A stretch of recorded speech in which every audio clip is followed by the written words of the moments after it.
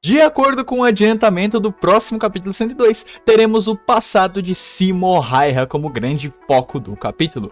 O segredo dos tiros de Simo Häyhä foi revelado. O passado dele está profundamente conectado a isso? E hoje buscaremos teorizar e formular aqui o que pode ser esse flashback da Morte Branca e o que esperar desse flashback principalmente. Será que o flashback vai ser o flashback principal dele? Ou quem sabe, né, apenas um pequeno vislumbre do seu passado? É o que veremos no vídeo de hoje. E pra gente começar a teorizar o que vai ter no flashback do Simo, primeiro temos que descobrir como vai ser o flashback do Simo. Com isso me refiro ao seu modelo, o seu estilo, né? Chame como quiser. Muitos estão teorizando que esse próximo capítulo será uma espécie de mini flashback, na mesma temática que o Kim teve no começo do round 7, naquele flashback com o Shiu, né? Onde o flashback servia para explicar como o Kim virou um rei e, claro, como ele criou e aprendeu o Shiu, né? Sua principal técnica de luta. E pro Simo seria a mesma coisa, mas ao invés do Shiu, seria com o pacto da morte dele, que foi explicado no último capítulo. E já pra deixar claro, eu não acredito que vai ser assim. Eu acredito que nesse próximo capítulo 102 será realmente o flashback do Simo, o grande flashback dele, por dois motivos. Primeiro, seu passado e seu pensamento, seus traumas, né, mais especificamente, já foram apresentados no capítulo anterior pela Brunilde. Então esse é o gancho perfeito pro flashback do personagem, que é essencial para sua dinâmica na luta. E segundo, que já tivemos flashbacks de humanos cedos assim na luta. O round 9, por exemplo, começou no capítulo 78 e o flashback do Leônidas ocorreu logo no capítulo 79, um capítulo depois da luta começar e com bem menos ação do que a gente teve até agora na atual rodada 11. Até porque o flashback do Kim tem uma justificativa para existir, que é explicar a habilidade marcial do Kim. E eu não vejo realmente como o mangá vai explicar no flashback do Simo ele tendo uma habilidade como transformar órgãos ou membros do seu corpo em balas. Não me parece algo que o Simo seria capaz de fazer em Midgard, e sim poder da Valkyrie. Então, explicado isso, vamos direto para a teoria definitiva do flashback e ideologia da Morte Branca, o Simo Häyhä. Aproveitando, se você conhece o canal Shakespeare por meio desse vídeo, fique sabendo que esse canal é focado em conteúdo de Shumatsu e mangás de Battle Arena semelhantes. Fazemos vídeos de teorias, vídeos de combate entre personagens, de análise de personagens e lutas e os mais diversos vídeos variados de todos os tipos. Então, se você tá gostando desse vídeo aqui e gosta de Shumatsu, considere se inscrever e compartilhar esse vídeo para outras pessoas que também gostam do mangá, para poder apoiar o canal e fazer crescer cada vez mais, beleza? Para descobrirmos e teorizarmos qual vai ser o flashback do Simo, primeiro precisamos entender como funcionam os flashbacks de Shumatsu no geral. E claro, depois disso, adequar esse modelo de como funcionam os flashbacks para o personagem do Simo e o que ele pode apresentar. Primeiro temos que descobrir qual vai ser a linha do tempo que esse flashback vai se passar, e momento da vida que vai ilustrar, né? Se pegarmos os outros em reais de padrão, a maioria tem como um flashback fixo em uma única linha do tempo. A do Kim é quando ele era criança, a do Jack e do Tesla também quando eles eram crianças, a do Buda ali na sua juventude, a do Leônidas é fixa ali no período da Batalha de Termópilas, né, quando o Leônidas já é um adulto bem mais velho, e algumas vezes vemos um flashback com duas linhas, por exemplo, a do Okita, que mostra ele tanto criança quanto ele ali no leito de morte. Para esse flashback, o que eu teorizo que ele vai apostar também, né, teremos um Simo jovem, mais criança, tendo contato com uma figura específica, e depois ele mais um jovem adulto ali indo pra guerra. E quem exatamente seria essa figura específica que eu falei? Bom, aí que entra a parte ficcional e bem diferente do personagem de Shumatsu que a gente vai teorizar, e diferente, né, do Simo Häyhä da vida real, pois a sua mãe vai ter um papel fundamental em sua narrativa.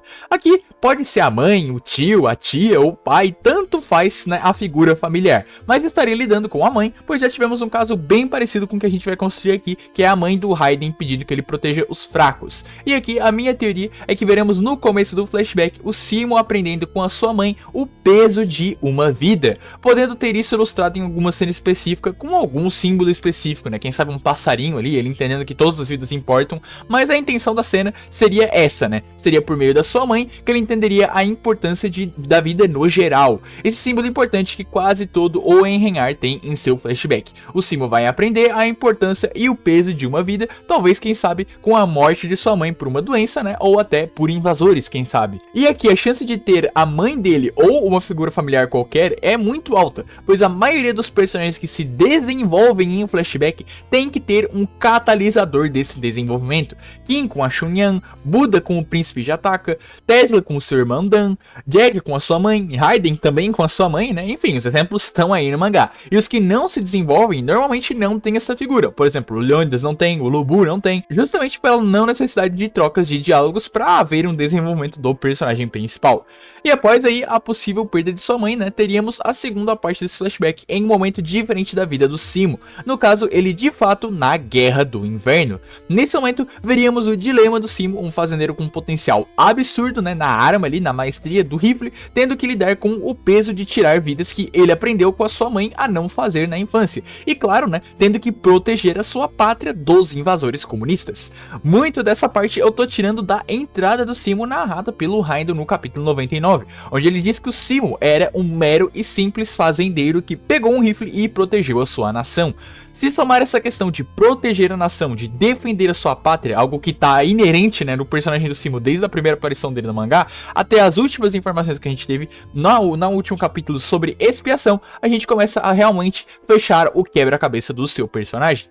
E aí que na Guerra do Inverno veremos a catarse de tudo que foi construído. Isso porque, como a Brunilde falou, Simo sentia uma dor imensa ao matar as pessoas. E a justificativa disso nós acabamos de teorizar. Falta agora uma catarse em seu flashback, um acontecimento impactante para modelar, para moldar a sua vida. Falta Termópilas dele, falta a morte da Xunyan, ou alcançar da iluminação. Falta aquele momento de virada do flashback para transformar ele em marcante e, claro, para mudar a vida do Simo. E esse momento será quando o Simo vai hesitar em matar alguém, sofrendo assim o primeiro e único dano dele na guerra, que é a sua cicatriz ali no rosto. Inicialmente, quando eu fiz o roteiro desse vídeo, eu não pensei na cicatriz como uma possibilidade de aparecer no flashback, especialmente como um plot point, que nem a gente tá colocando aqui, já que eu pensava que se ela fosse ser algo de fato, seria após ser mostrada na luta, né, após o Loki dar um dano nele ali, a gente vê a cicatriz meio que aconteceu com o King tirando a venda. Não, a gente não veria ela de primeira no flashback, mas como a existência possível dela, né, visto o acidente do Simo Raiha na vida real e a possível ali aparição da cicatriz em alguns momentos do mangá, cabe perfeitamente a cicatriz dele ali, a execução da cicatriz dele, como a catarse que a gente busca. Então eu juntei o útil ao agradável e acho uma boa pedida colocar ela aqui como essa catarse. Então teríamos aqui o Simo hesitando em matar alguém por algum motivo em específico e sofrendo por isso.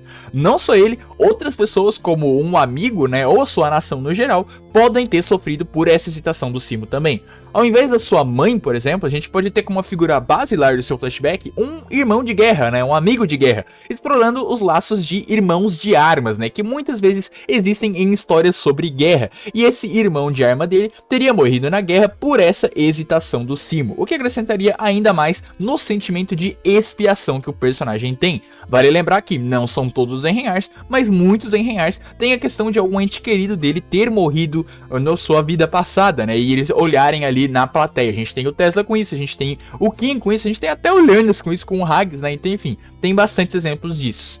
Mãe ou irmão de guerra, Simo hesitaria e sofreria consequências por causa dessa hesitação. Seria essa a sua catarse. Então o flashback terminaria explicando como ele ficou de fora do final da guerra, por isso, né, pelo ferimento ali na boca dele, assim fechando a sua explicação e desenvolvimento do que o Simo considera o Ragnarok agora, uma expiação dos seus pecados, de matar inocentes e hesitar no momento que não deveria ter hesitado. Agora Simo está em outra guerra, tendo que matar alguém que ele não conhece, mas tendo a noção de que não pode hesitar, pois tem que proteger a sua pátria no Ragnarok.